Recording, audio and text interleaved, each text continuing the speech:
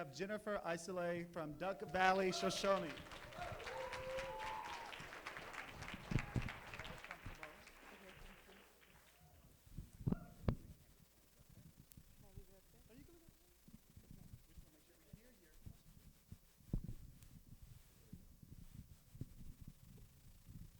Good afternoon. Thank you for joining us on behalf of Secretary Clinton. My name is Jennifer Eisele. I'm from Shoshone Paiute Tribes, Duck Valley Indian Reservation in northeastern Nevada. Our reservation is very isolated and surrounded by public lands and small ranches. Tribal members utilize resources on public lands for food, medicine, and ceremonial purpose. Over the past decade, tribal members in many states have been cited and prosecuted for violating roadless rules while exercising treaty rights and trust rights on public lands. The most notable case concluded last year in Washington State when a tribal member was convicted of to 6 months incarceration and a $34,000 fine.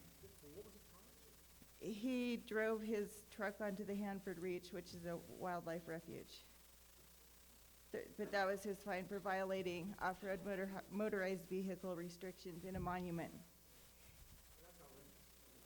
In the last year, several new monuments were established by executive order under the Antiquities Act in Nevada, Idaho, and Utah, and will likely lead to more roadless rules restrictions.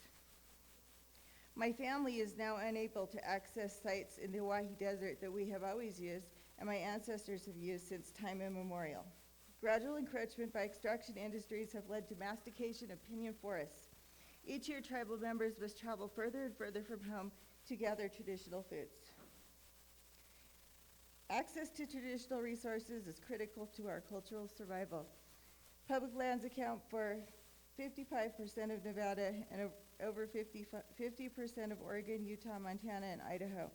Federal government's responsibilities are far-ranging regarding public land management. However, honoring treaty rights and trust rights should be a priority.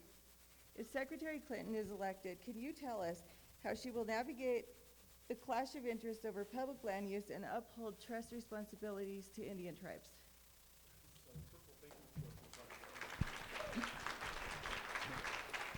So as a guy who's done a lot of surrogating for President Obama in 08 and 12 and now for Secretary Clinton, I always know when something is a nerve for them. So I must have gotten 6 memos from the Clinton team with one sentence sort of highlighted, bolded, and emphasized. And then I see it, judge people not just by what they say and write, but what they do. I've seen it because when I heard that the Clinton team had spanned out to drive themselves to tribal lands and speak to folks, I was pretty impressed. So what she had emphasized to me time and time again is, I will protect and defend the sovereignty of tribal nations, come what may. I will lead with that and fight for that.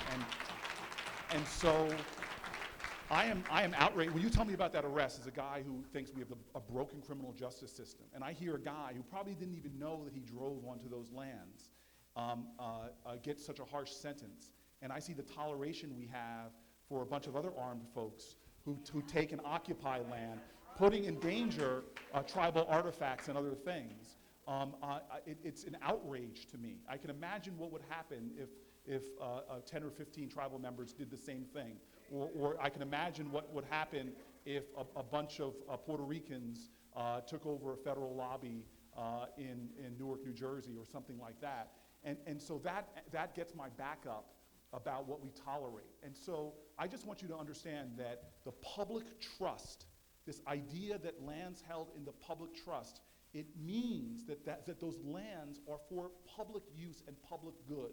And we need folks that are not going to let them be sold off to private interests that want to drill and log and undermine them. Remember, this campaign is about privatization of the public trust. It is, if people know the old article about the tragedy of the commons, it's an inviting of the tragedy of the commons to come in so that we despoil that land so it is not there. And this land, when it is historic land of the tribal communities, that to me is an affront on everything it should mean to be an American, which is respecting the sovereignty of tribal nations. So please understand that I can tell you right now, the fact that Secretary Clinton If I said anything here and made sure that that was a point of emphasis, that this is something that she will do ferociously, both with Supreme Court appointments, in Congress, and as well as doing things that the federal government can be doing. And I know about the primacy of states, but the federal government can do so much more under her leadership to begin to protect, preserve, and defend